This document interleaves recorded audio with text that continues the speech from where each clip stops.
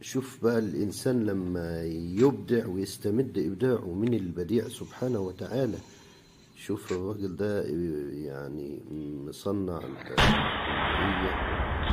بندقية الصيد الجميلة البدائية دي بطريقة يدوية سهلة، إمكانيات سهلة، لكن واضح إنها يعني ذات جودة عالية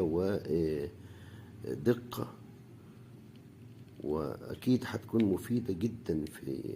حاجات كتير زي صيد السمك وصيد الطيور والحيوانات، لأن واضح